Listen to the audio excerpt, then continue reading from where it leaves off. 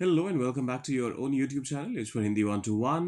English में कैसे कहें जब आपको कहना हो कि कोई किसी चीज़ से संबंधित है, किसी पर ध्यान देना है, किसी विषय पर ध्यान केंद्रित करना है, और भी बहुत सारे तरीके हो सकते हैं। ये वाला जो इंग्लिश स्ट्रक्चर है उसको हिंदी में कहने का। आइए करते हैं शुरुआत। सबसे पहले स्ट्रक्चर क्या होगा? देखिए, बी कंसर्न विथ। सबसे पहले तो आप ये कहते हैं और फिर उसके बाद आप नाउन या फिर वर्ब का जो आईएनजी फॉर्म होता है जिसे आप जर्न भी कहते हैं, आप उसका इस्तेमाल करते हैं। अब examples.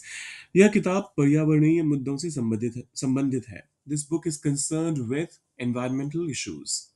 This book is concerned with environmental issues.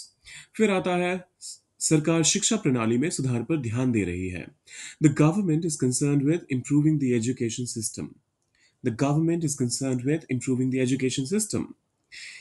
यह शोध जलवायु परिवर्तन पर केंद्रित है। This research is concerned with climate change. This research is concerned with climate change.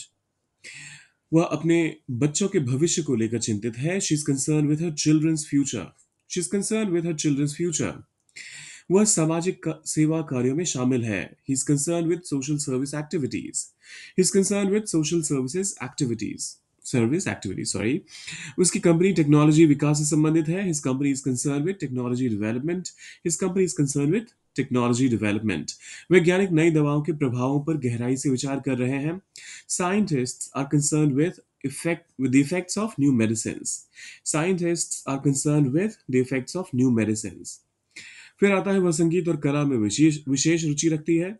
She is specially concern with music and arts. She is specially concern with music and arts. ये ध्यान दीजिएगा, स्पेशली बहुत formal है, तो इसके बदले अगर आप स्पेशली कहना चाहते हैं ई को हटाकर, वो भी करेक्ट है। आप दोनों में से किसी का भी इस्तेमाल कर सकते हैं, दोनों ही एक्सेप्टेबल और करेक्ट कंसिडर किए जाएंगे।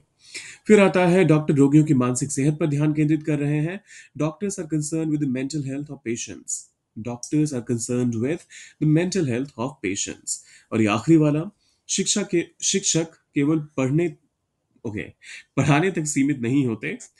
अब इसको इंग्लिश में कैसे कहेंगे? सोचिए जरा इसके बारे में, डालिए उसे कमेंट बॉक्स में, और जाने से पहले आपने क्या करना है? सब्सक्राइब, लाइक और शेयर। मिलते हैं जल्दी।